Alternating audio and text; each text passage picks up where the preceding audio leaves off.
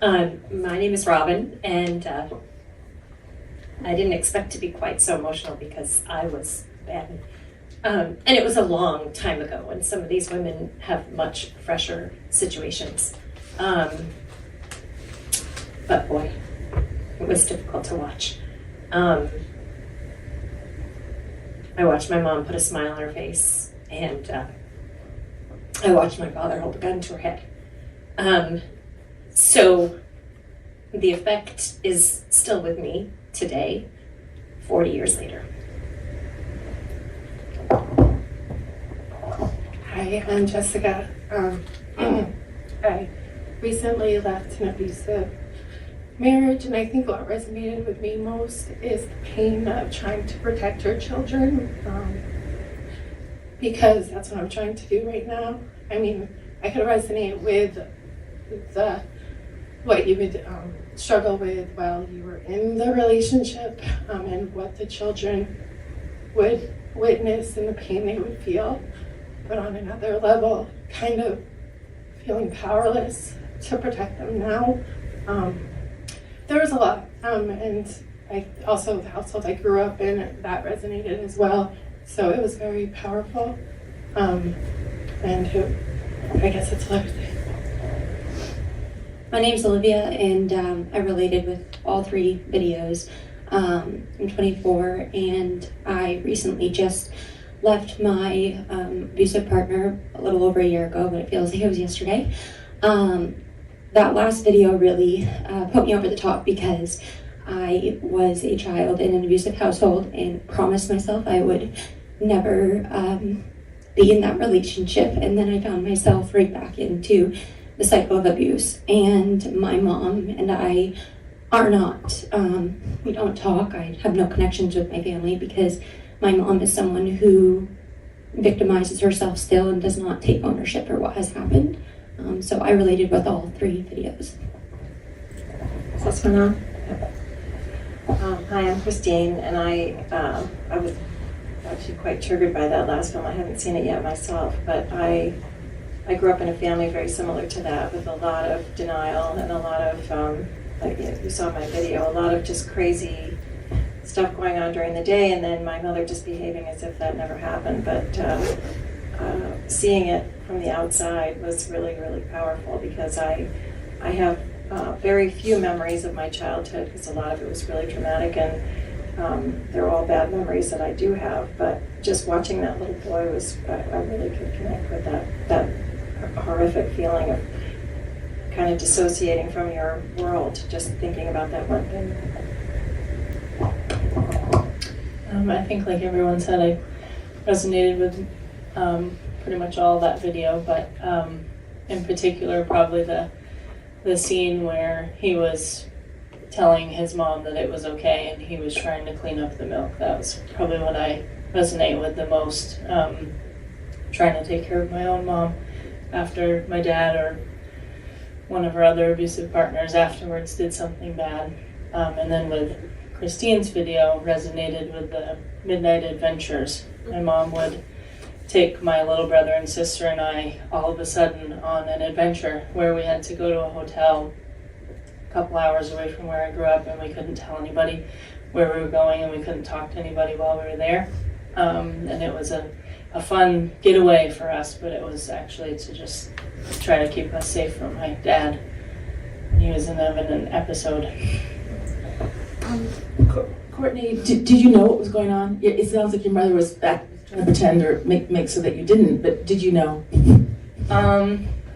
At first, I guess because usually I was really young when that started. I didn't quite know the extent of it. I knew something was going on, but she was a really, really great actress, and certainly never said what it was that was going on. The older I got, I put more together, and then now we have very open conversations about truly what was going on. But at the time, I just stepped in the role of had to make sure my little brother and sister definitely didn't know what was going on. I sometimes had an idea that something bad was happening. And I just want to point out to everybody, maybe you've noticed this, but there was no physical abuse in that movie. And that's called, there's a word for that coercive control. And there are places in the US and other places where coercive control is a crime. And just to ask Chief Bonnie and Megan Maloney, is there anything that man did in that movie that could be charged with a crime today in Maine? Well, the milk. Once the milk had contact with Interesting. her, then that would be a domestic violence assault. Okay, but nothing else in that movie? I'm not up to that point. And that's the frustration. That must be we could talk later about the frustration of that. What about him wrapping the belt? And that, was that not? Well, I couldn't tell, did he hit the boy or not? He hit the table. Oh, he hit the table. He hit the table, yeah. I mean, it's, the question is, would it fit? Criminal threatening with a dangerous weapon is the crime that you look at, but then that, the boy would have to be your witness. And you have two standards too. I mean, you have probable cause, which is a fair probability, and you have beyond reasonable doubt, which is what they're trying to prove in court. Yeah. So what we're dealing with and what they're dealing with is two different things also. And also, it's a belt. It's off his jeans, and I could see him saying that it was just a belt, and he just playing with it around his hand. But the thing is that what these people do is they take out their guns and clean them on the table, or they'll take out their knives and go through their collection, and those are, we'll talk later, chargeable crimes if it is or not. So what I'd like to do is just go back and do a more proper introduction with everybody, and I'd like to start with Mary Lou. Okay, thank you for your patience, and I have to keep notes so that but okay, I'm honored and humbled. Before we start, just if everyone could say their connection with the topic and then. Okay, is this our only talk? No, please. Okay, I'm Mary Lou. At 83, I'm a survivor of domestic violence. I left my 43-year abusive marriage at the age of 65. On August 20th, 2005, I was ready to end my life to escape the horrors of my abuser. Praise God, I chose life that day. In my last hope that my abuser would understand, I told him what I had just almost done. He left the room and he came back with a gun. And he said, I'll show you how to put a gun to your head and be successful committing suicide. Now what happened next reflects the insanity of domestic violence. I went to the movies and 5 o'clock mass with him, like nothing had happened. Denial. The next day he walked by my room with a suitcase. I'm leaving you and you'll never leave. You'll never see me again. After he left, I went in my sunroom and something changed inside me. As Victor Frankl wrote, between stimulus and response, there's a space. And in that space is our power to choose our responses. In our responses lies our growth and our freedom. I truly believe I paused that day and said, enough, Mary Lou. You almost ended your life yesterday. Get the hell out of here and never look back. I stand before you today as a living example that there's light after the darkness of domestic violence. Thank you. And Mary Lou, did you want to say anything about how your children were affected and also how you feel what it did to your mother-child relationship and you as a mother? Anything to do with that for the introduction right now? Just a few minutes on that. There's a lot to say, it could be hours, but Yeah. that's a big topic. Yeah, my ex was a college professor. That's the part to think of that, it just happens to everyone, and I was an elementary school teacher. But my 4 children and I were targets of his anger and power and control. We lived a constant charade, and no one knew until I left the hell on earth we lived. In our house, the barometer was what kind of a mood is dad in. And each of my 4 children were in survival mood. My abuser's constant message to my kids were, you're a loser, and you're never going to amount to anything. My daughter, Kathy, played the role of rescuer, and I think of Courtney and Christine. My daughter was that older child playing the rescuer, and she longed for a father who would love and accept her. Nothing she did was right for her father. Kathy died by suicide in 2015 at the age of 51. My oldest and my, is this too much? No, it's not too much. It's too much to bear. That's too much to bear, but it's not too much to say. But I wanted to also to show courage and hope that because I left that day, my life, the last 17 years, have been much different. My oldest, you know what I think? I love to write poetry. And I wrote this poem 13 days before I left my husband. And it is happening again. And in my journal, which was my safe place, I would write, I'd go in there and say, it happened again. And so it was domestic violence. And like Patricia, I didn't know I was suffering from domestic violence. And this is what I wrote 13 days before I left. It's happening again. What is it?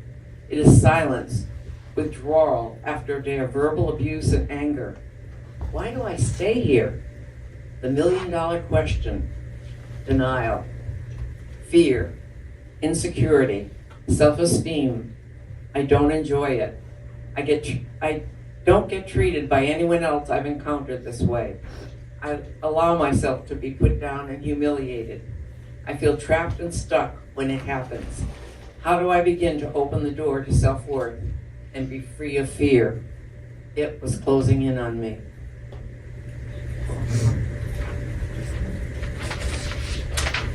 Thank you for your patience with me. Thank you.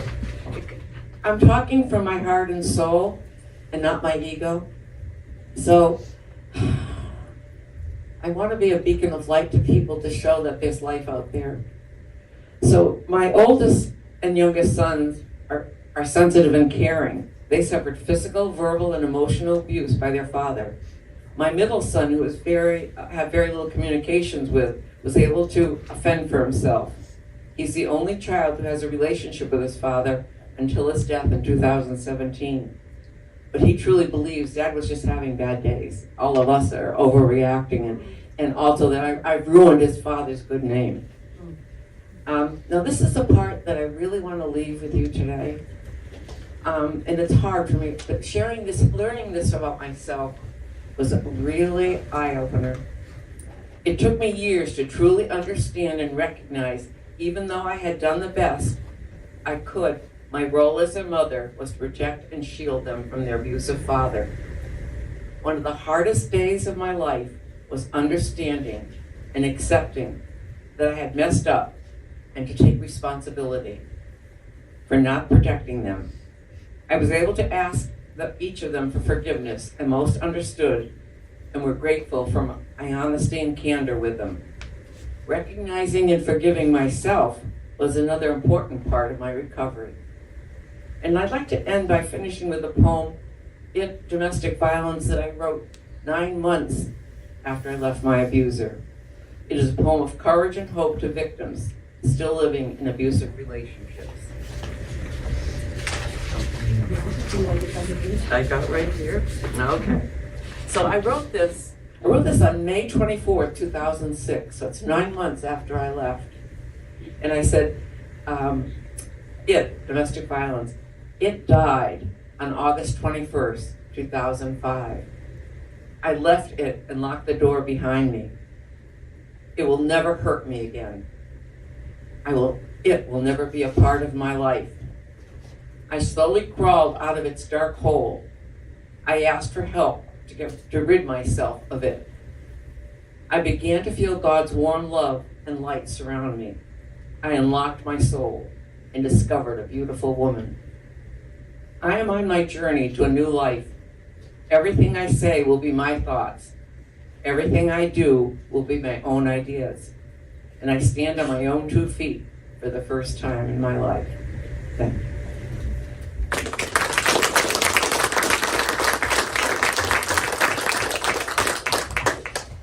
Melody, could you say a little bit about your son? Because I know that you're worried about him.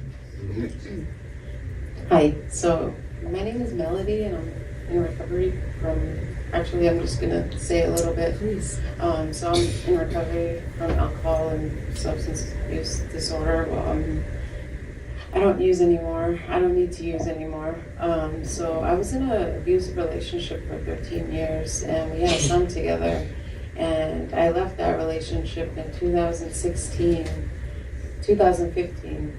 and my son went to go live with him because he had a protection order on me.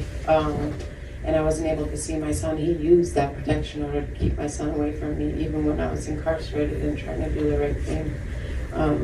So I think this affected my son in a really negative way.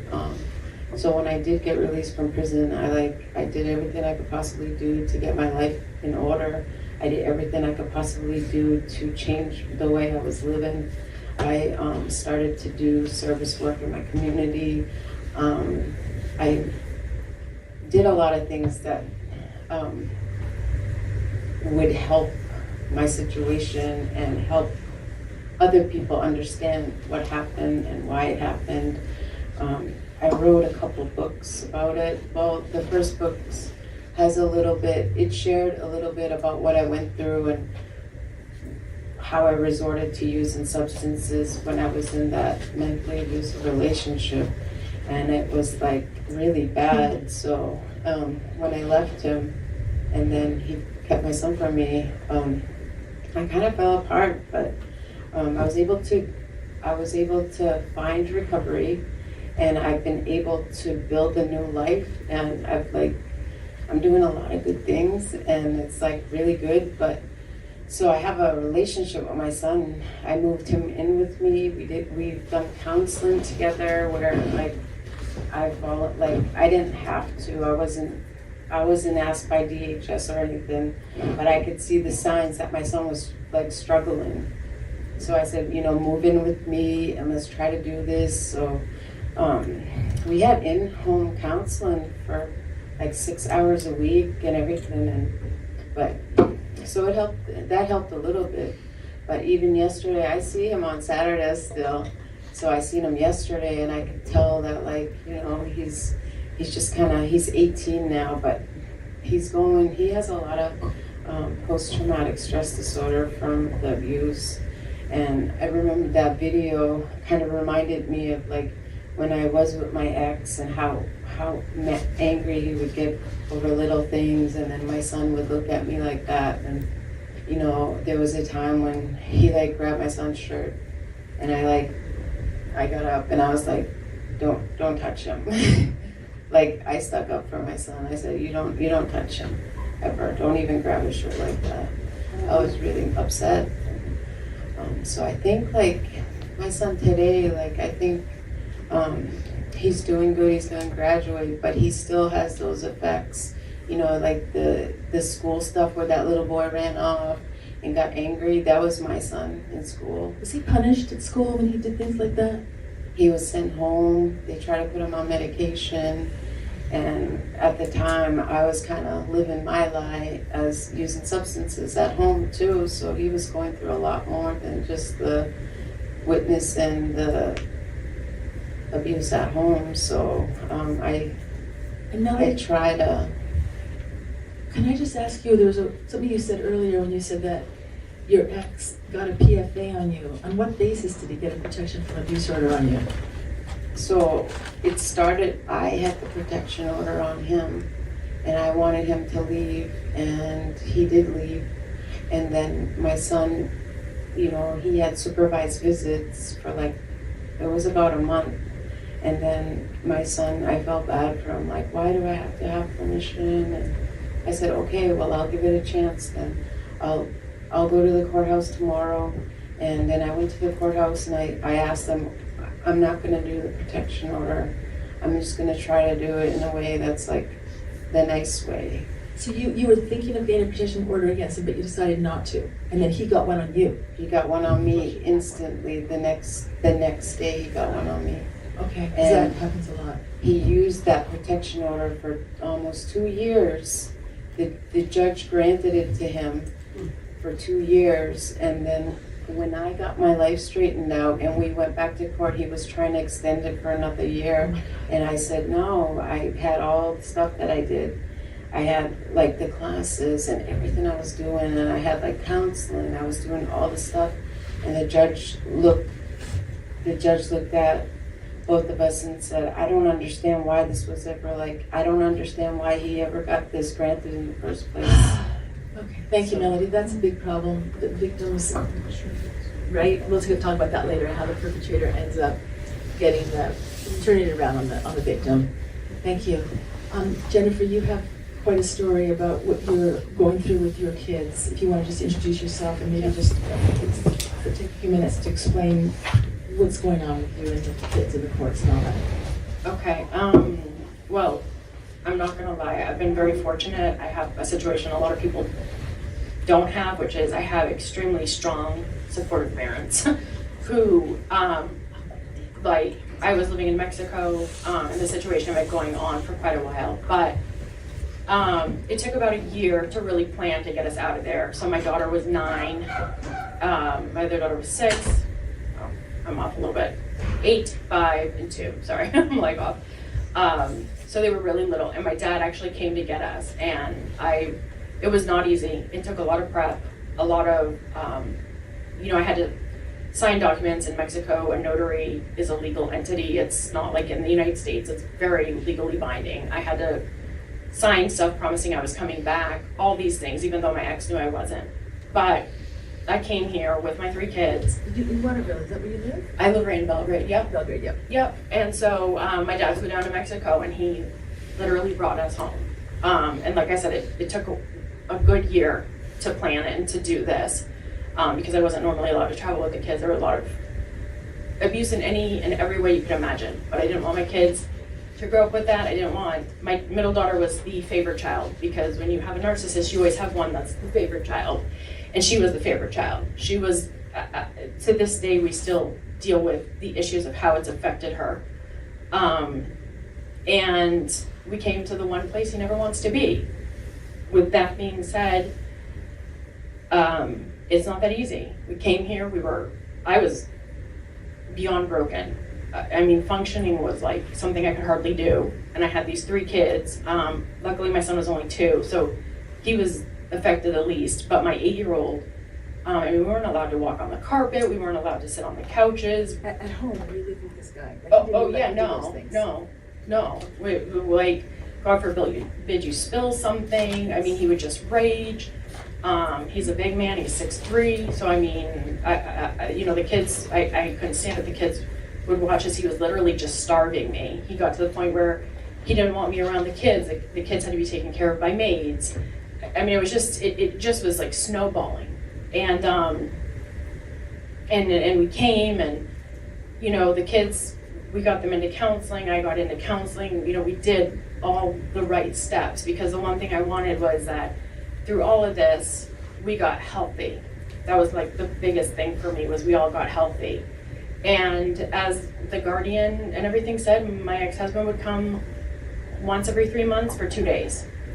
And he would come once every 3 months for 2 days, see the kids for 2 days, call us to pick them up early. But 4 years ago, this month of February, I got a phone call from Williams Elementary that my daughter was asking kids, she wanted to kill herself. This is my middle child, his favorite. How old was she at the time? She was this was 4 years ago, she's 13 now. She was 9. She was 9. So we've had great doctors, we've had great therapists. Like I said, we had all the resources. This was not the type of call you want to get at work. So we instantly took her in to see her doctor. We notified the therapist, which the kids were doing weekly therapy, they still do. And it was suggested that we do a motion to modify to try to get therapy on his part so we could protect her. Obviously, you don't want your... on the father's part? Right, for him to get therapy, to learn how to engage with the children. Because like the last thing you ever want is for a 9-year-old to be threatening suicide. And so we did all the right things. We did everything and got into court. And the children's therapist, who they had been with for 3 years, was not allowed to testify. But the front desk manager at the hotel in Augusta, where they hadn't stayed in a couple of years, was allowed to testify. Okay, let's just take a pause with that outrageous thing that just Yeah. happened. And there'll be more to say. Yeah. But what does that say? I mean, and think about some more things points that you want to bring up, okay? Robin, if you could talk about just impact on domestic violence on children from your vantage point, anything you want to say. Do you want me to ask you questions, or you just want to just say? I'll just say. Go ahead. Just you, do you want to say that you live in Waterville? We live in central Maine. I own a business here in Waterville, so I'm down the street most of the days. When my son is 25, my daughter is 10. When my son was 2, my husband and I bought an apartment building in the town of Dexter. We were still moving. We hadn't moved in yet. And 7 houses from our apartment building, a young woman and her best friend's son were shot execution style by the young woman's ex-boyfriend, spouse. And I didn't know them. We didn't even live in town. And I was so impacted by this.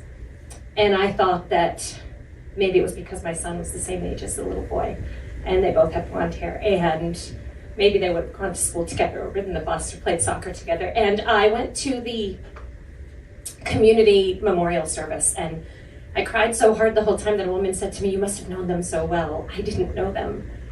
The next day I called the local domestic violence agency, and I said, I want to talk to someone, and they assumed I was calling for services, and I was not. I was calling to volunteer. I volunteered for 10 years. I went through the 8-week domestic violence training. I took a 1-week shift on their after-hours hotline and took calls that were fielded through the hospital. So I took these calls, talked to people who were being abused, helped them find the right services, get them connected, the whole thing.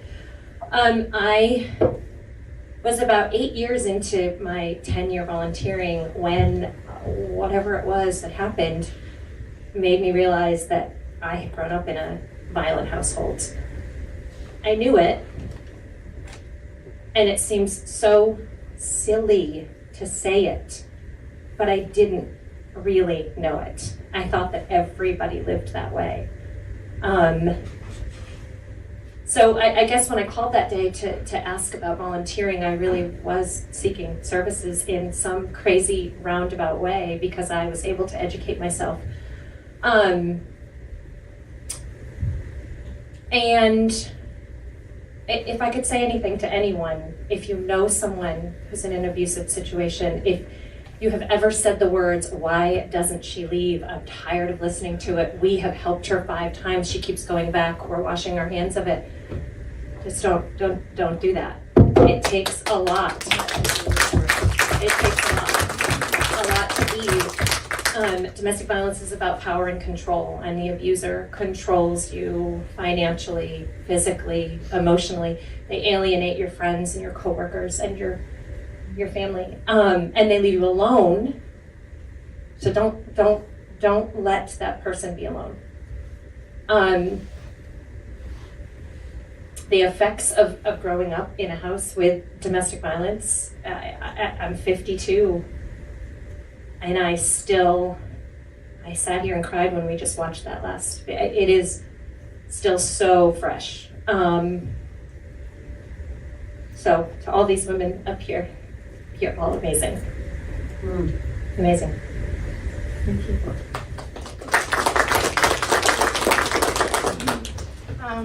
My name is Jess. I'm from Freedom, and I have a 5-year-old daughter and a 6-year-old son, and they're magical people. I left my husband in May. Well, actually, he left. I got a PFA against him. I finally held him accountable for what he was doing to me. He strangled me 3 times in 2020. I didn't do anything about it. He threw my phone in the wood stove, so I couldn't. But this time, I did. I stood up to him, and he had to leave. And I had our babies, and in the PFA he was allowed to see them twice a week. Why? Why is he allowed to see them after strangling you? It gets worse. It doesn't even make sense. But those only day visits because he is an alcoholic. He relapsed. My brother had also died a few months prior. He used that to really make my life awful and make me feel terrible. But anyway, I had the babies for the most part. And then he never abused them when we were together. He didn't. I think he knew I would have ripped him apart. But, my daughter came home one day and told me that Daddy choked her because she wanted to take a nap and tried to make her sleep in a bathtub. And I did everything you're supposed to do, right? I took her to her pediatrician. I took her to Spurwink for a forensic interview where they did find abuse. DHS had been contacted multiple times, not by me, but by their providers. Because when you're going through a divorce, of course, everything is you are just making things up because you're the bitter ex. Ultimately, even with Spurwink finding that there was abuse, I got a temporary PFA on behalf of both children because he also did the same thing to my son at a fair. But my son, they believe, is autistic and they're not taking his word as seriously. He also threw a shoe at his face and slapped him in the face for throwing a tantrum. And everything with this guy is about money, right? When we were together, he was extremely financially controlling, and it was funny, not funny, but ironic. It was 1 week after child support, the temporary child support order was put in place, that he strangled my daughter. He put his hands on her throat. And of course, I don't know what people know about strangling people and how dangerous that is and how indicative it is of the danger of the person that we're dealing with here, right? And it also how often it does not leave a mark, but I think it's 40% of the time or something like that, it doesn't leave a mark, but it's incredibly dangerous. And my daughter at the time was 4. He could have killed her, just like he almost probably killed me a few years ago. But when there's no marks and when you're in a divorce, nobody wants to believe the victim, nobody wants to believe the child, nobody wants to believe the woman. And I am so tired of hearing, "You're doing everything right, Jess, everything right."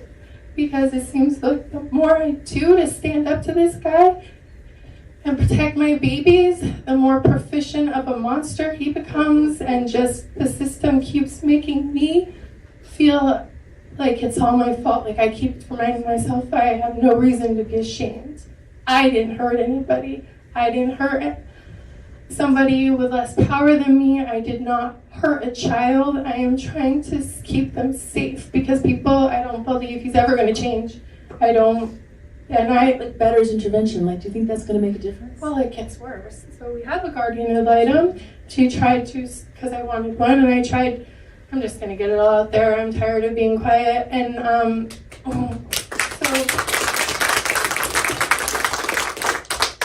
so the temporary PFA was not upheld for the children because of hearsay rules, and I could say everything that I knew had happened, but I couldn't say Joe is his name. I couldn't say his name when I was testifying, and because of that, the judge dismissed the PFA. So our next step was to get a guardian ad litem. And, I shelled out the money for the guardian ad litem, and the first thing she does is starts giving Joe overnights. Because he's dating a former, I don't know if I should go down this road with DHS, but there's something going on with DHS, and they did not substantiate the allegations. So to say, they told Spurwink, because I also brought my son to Spurwink for a forensic interview after my ex, well, he's still my husband, but my soon-to-be ex-husband assaulted him, and the forensic interviewer spoke with a DHS worker who was assigned to us, and she told the forensic interviewer that she had interviewed me. She, met with me and talked to me and the children about what had happened, when in fact that never happened. And so the guardian ad litem asked DHS, had they substantiated those allegations, what would have happened to Joe in terms of custody with the children. And according to what I have been told, he would not have been required to have supervised visits. He probably would have had to take parenting classes. So she starts initiating overnights.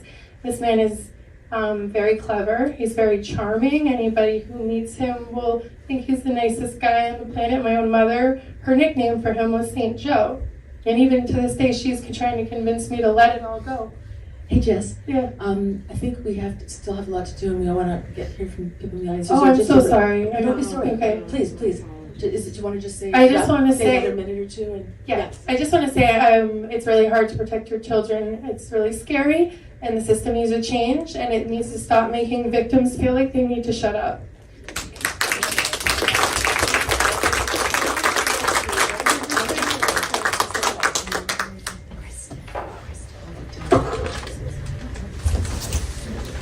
Olivia. My name's Olivia. I, a little over a year ago, left my ex-fiance. He, at the beginning of December last year, he was still the chief operating officer of an insurance agency right here in Maine. And I also worked in the insurance industry, but I was not a chief operating officer. And I didn't have the charm and that, a lot of people loved him. And I think it was about 6 days into December, he had finally been terminated after sexual harassment claims had been brought to his boss. And it all went downhill from there. There was a lot of abuse going on in the household, but when he had officially lost his job, it was my fault. And the, same thing with the hands around the throat. No, there were times where I could breathe, but it was terrifying. I had hands around my throat and someone telling me that if I left, he was going to kill me. I would try to get my keys to leave and he would take my keys and hold the door closed. It was really hard. So I'm from southern Maine, that's where I live. I came up to Waterville today, but I'm shaking right now because I am in Waterville and this is actually where my abuser lives. It was Christmas Eve last year that I was in Waterville with his family in the house and had finally come forward to his parents saying, yeah, no, he's punched me, he's choked me. His parents locked the door and told us that I needed to go to counseling with him, that we just needed to go to church, and they tried to manipulate me into staying with him. Christmas Day, he acted like everything was okay. His parents came down to southern Maine, they came to visit us, and then the day after Christmas, I had officially left my abuser because I knew it was only a matter of time before he took my life. I wanted to hold him accountable, so I went through the legal system. And while a lot of people would say that I had a very successful case, I did not. The system did fail me. I had thousands of text messages, pictures, videos. I don't mean to be graphic here, but I had a text message where he threatened to cut someone's head off with a chainsaw. This was seen by the DA, but it wasn't going to be used in court because it wasn't due to the other situations. He was arrested on 1 count of domestic violence stalking and 1 count of domestic violence assault. And the problem was, when I originally made my report, I went to the Saco Police Department and they wrote it down on a little sticky note, threw it away. It didn't get talked about. And I was like, I need to go to Old Orchard Beach too because there were a couple incidents there. I have texts, I have dates, I have diary notes. I can support my claims. I'm going to go to Old Orchard too. And I'm so thankful that when I sat down and told this officer what was happening, within 14 hours there was a search warrant out for my abuser, and he was arrested here in Waterville on those charges. The problem was the DA still did not have the report of him punching me with the pictures from Saco Police Department. It was now April, so we were 4 months into this case, and Saco still had not gotten the reports over to them. Finally, I had said, no, I need to speak to your supervisor because I can't continue to talk to the officers who are not listening to me. Finally, the supervisor called me at 11 p.m. at night. I woke up and I answered it, and I spoke with this officer. His words to me exactly were, thank you for following up on this because these things tend to slip through the cracks. Domestic violence slips through the cracks, okay? So that was my experience with Saco, and I'm very fortunate that Old Orchard had stepped in. Finally, the next day, the DA had exactly what they needed from Saco, and within 3 weeks, my abuser was indicted by the grand jury of Maine on 3 counts of domestic violence assault, and 2 counts of domestic violence stalking. So the grand jury had brought those charges against him. I thought that this was going to be a win. He was supposed to serve jail time, but in this time, he accepted a job as the AVP of a credit union in Connecticut, and the DA and his attorney were working together, and they said, Olivia, he's not going to plead guilty, if he loses his job. So what we're going to do is, instead of him going to jail, we're going to ban him from York and Cumberland County unless using I-95 to get to Waterville. I said, no, we're going to trial. I wanted to go to trial. I know for a fact that I had a case. I had thousands of text messages. I shared my story on TikTok. I have 130,000 followers today because they all relate to this story. And I started putting all of my evidence on social media because I was convinced, and still to this day am, I could be a statistic. And I don't trust that the legal system will say, hey, this girl actually made this report, this report, this report, this report prior to her losing her life. So that is why I had to go to social media. And to keep this short, I will say that this is a year later. My ex, he did lose his job a couple days before pleading guilty.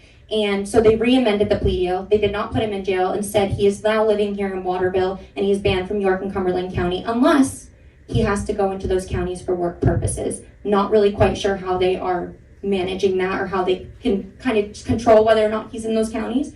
But I just last week, a few days ago, my abuser reappeared. He finds the loopholes. That's what these people do. They are smart. And so I called the police. I called the police the other day, and I asked to speak to an officer. The officer told me, I need to stop victimizing myself. You have a protection from abuse order. You're doing everything that you can. And at that point, I said, I need to speak to the DV investigator. I'm fortunate my DV investigator, his probation officer, seemed to be phenomenal. And so when I spoke to them, they took what I gave them as a report very serious, because this is what they do. But the point here is that I do not believe that an officer should be making a report, taking a phone call, if they do not have the training and education of what domestic violence or abuse looks like, period. Thank you. At 4:15, is that right? Yes. And I would like Megan and William Bonnie to be able to say a few words also, so to fit that all in. And Christina, would you like to say something? I'll try to be quick, even though there's like hundreds of things I can talk about right now. I want to first say our group up here, it represents hundreds and hundreds and hundreds of cases like what we're talking about. It seems like such a, crazy stories that we're talking about here. I hear these stories all the time. I have a business in Camden. I recently had a customer, a man, I think in his 70s, who said to me, I see what you're doing with Finding Our Voices. Is it really that bad? Is domestic violence really, we don't have it here in Camden, I was shocked. But that's kind of what we're dealing with. And I was going to tell my story, but it's just like everybody else's story. I grew up in violence. I spent from 16 to 26, 8 times I tried to kill myself. I was in and out of therapy. No therapist until I was 27 suggested that it might have something to do with my abusive childhood. I thought it was me. I thought it was crazy. So there's the system broken right there. Years later, I have a daughter with a crazy abuser, and he molested her when she was 3 months old, and I tried to get protection order, and I was told things like, well, isn't he the father? He has rights. So I can really relate to everything you guys are dealing with. So that was 20 years ago. Not that long ago, when I had left my husband for completely different reasons, but I went to I was on my own with no money. I had 3 little children, and I started getting state assistance. I got food stamps, and I got some child support, a very meager amount of child support that he didn't pay.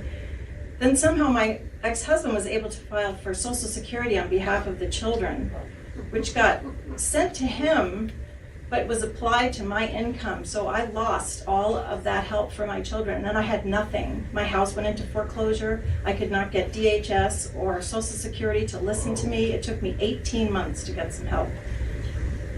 The system is so broken. We have so much work to do. I'm going to be 60 this year, and I feel like nothing has changed from when I was a child dealing with this in my own household. I'm just so upset about it, listening to these stories, and it's so common. This is epidemic.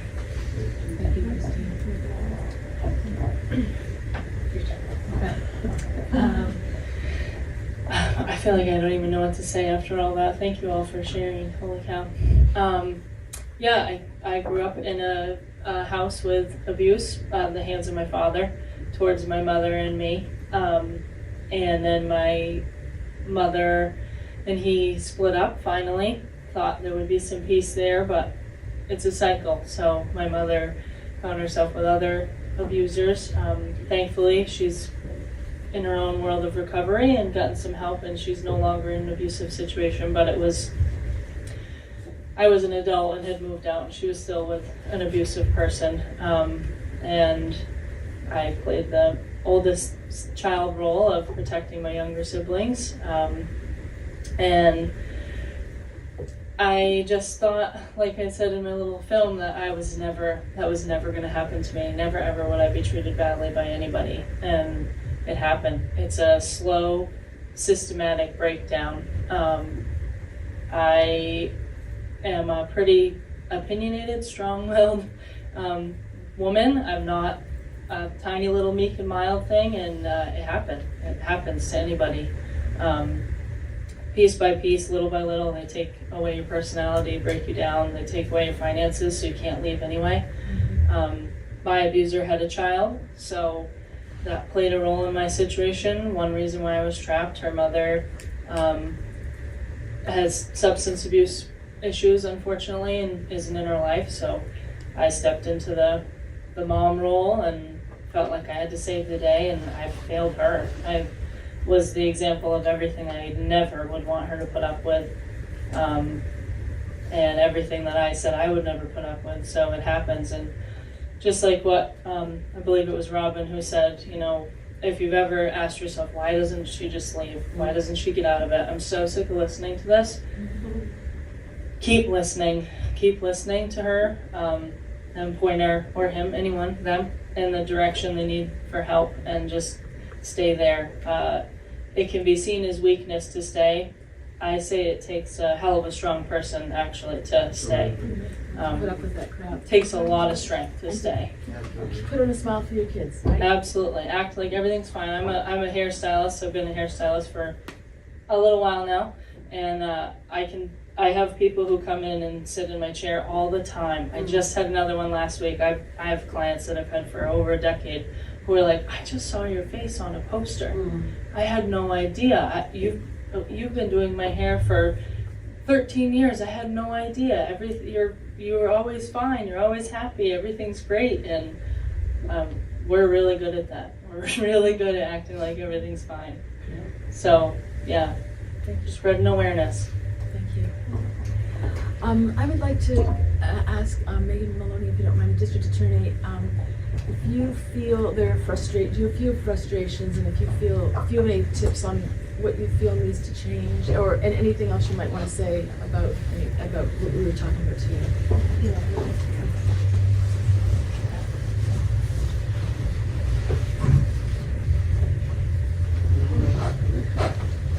I realize we don't have a lot of time. Is this on? I hit the mute button just before I passed it off, sorry. So I realize we don't have a lot of time, and really this is what I came here for, is to hear from all of you. My father was a child who saw his mother abused, and so he would talk about that as I was growing up. He saw every tooth punched out of his mom's mouth, and it's, I definitely understand the frustration of feeling like nothing is changing. I hope that's not true, because I would think that today that would be prosecuted, but there's a lot that's not prosecuted, right? And so I'm very much aware of that. As you pointed out, Patricia, in the film, it wasn't until he poured the milk that we had something that we could prosecute, which is very frustrating. But I think even more of what I've heard that is much more harmful than the lack of prosecution in the criminal justice system, it's really the way that the Department of Health and Human Services is not protecting children. And that's what I'm hearing more of, and in trying to go through the court system with the family courts and facing possibly losing your children, that to me seems like simply the most terrifying part. When you go back to court, you're no longer in the family court. You're with whatever judge you get that day. And the family magistrate we had when we were doing the divorce was a very educated well-spoken. He obviously had lots of experience with this, so I'm sure he was trauma-informed, all this. I mean, once you do a motion to modify, you're with whoever, and that's the problem. Basically. He's starting from scratch. You're starting from scratch with somebody who has no actual experience, because like I've been told, that person could have been 5 minutes before dealing with a speeding ticket. That's true. The magistrates are only allowed to do the child support orders and the initial negotiations. So if you come to an agreement, a magistrate can enter that. But if there's any sort of disagreement, that has to be heard by a judge. And I don't know how much training the judges receive. I don't think it's very much, because there's pushback that if they receive more training, that somehow this training is like pro-victim and it's going to make them biased. So there's a lot of issues with just trying to get a lot of training in there. And so I don't know what they receive for training for district court judges, but you're absolutely correct that they'll handle a speeding ticket, and then they'll handle a dispute between two people who are disputing over a land boundary, and then it's landlord-tenant law, and then it's a family matter case. So it's a huge mix that district court judges handle, whereas their family law magistrates do only family law, but they cannot, they don't have the power to make decisions. If they're not pro-victim, does that mean that they're pro-criminal? Right. I mean, it's supposed to, the idea is that they're supposed to be just completely neutral. Oh my God. But what I mean, obviously, it doesn't make a whole lot of sense to me. But, yeah, Understanding that's the the dynamics. idea. It's just Right, education. right. Facts. Understanding the dynamics. So, and I do think there's more education happening now with Chief Justice Stanfill. I know has had some education on child sexual abuse that she has allowed for all of the judges to hear. And so I know she's receptive, and it's a matter of, she was on the homicide review panel before becoming Chief Justice, but she doesn't get to just make decisions on her own. But I know that she is receptive, and the question is, trying to put together a program that could be accepted by the judiciary as something that would be sufficiently neutral to be allowed. So that's really what it comes to. Thank you, Megan. And Chief Boyer? I realize that as I stand up here in uniform that I personify the system, and the system that you guys are talking about that's very broken. So I want to say I'm sorry. Sorry that happened to you. It's not right. It shouldn't have happened to you. And I think you should hear from somebody that looks like me that that's not okay. So I want to say that to start off with. We see about 1.5 domestic violence assault arrests a week in our 13 square mile city. So that's a lot. That was 78 last year. And it's very serious. And that's not including the threats, the violation of protection orders, the other things. And so, we take domestic violence very seriously in our city. And, one of the things that we have to stop doing in the system is we have to stop working in silos. And we have to stop finger pointing at other agencies, and we have to take responsibility for ourselves. Yes. And so when you're talking about Saco PD doing that, they need to take responsibility for that. And I have friends there, but they need to take responsibility for that, because that's not okay. And so I take responsibility for what we do here in Waterville, and I take it very seriously, and I very aggressively advocate for you folks. And that's what we all need to do, because what's happening to you is wrong. Chief, can I make one comment, please? I've never met you, and actually, I truly believe that everything you say is very sincere, and that's why I actually would like to say this to you.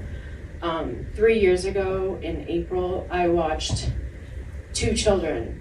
Some of your officers, obviously you weren't there that day because I would have remembered your face, but a few officers told a 10 and 11-year-old that if they did not go with their father, who is the abuser, that their mother would be arrested and put in jail.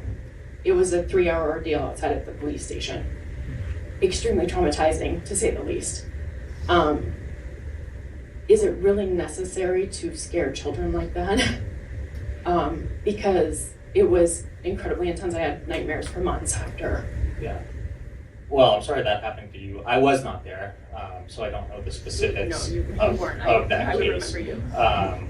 You know, I do think that there are different ways we can handle things sometimes, and I certainly would choose to handle that particular instance differently. I do think that training is important. I do think it's important for officers to understand how stuff like that affects children. And, you know, quite frankly, until we have kids, we don't understand that. And so some of my younger officers might have a hard time empathizing And with that. these were younger officers. Yeah. I'm not going to lie. They were doing what they were asked. But that's no to excuse, do. right? I mean, we need to handle those situations correctly every single time.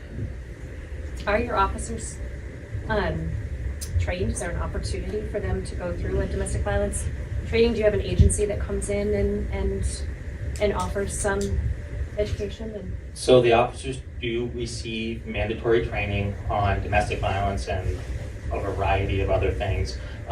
Megan's office is actually putting on a training on strangulation so that we can provide them the best prosecutable case possible. And our officers have gone through that, and as we get new officers, we'll continue to put them through that. Yeah, I can say Waterville, they allowed us to do 6 strangulation trainings. So I'm really grateful that Waterville has been so open to allowing for training. it's amazing. Yeah. It's amazing. But what we need is a community and a system, so that we don't need strangulation trainings. You know, people say that children are resilient, and they're like, "Oh, don't worry, children are resilient. They'll They'll be get over it." fine. They'll be fine. Like anybody else, they learn coping skills. And I think as the state of Maine, we have so many addiction issues. We have to realize that this is how they're coping. That's right. They're not resilient. My children have been in therapy for years. It's a daily thing that we do. It literally takes a village. Maine had 716 overdoses that resulted in death last year and 9,000 overdoses that resulted in saves. And you're absolutely right. That's how they're coping.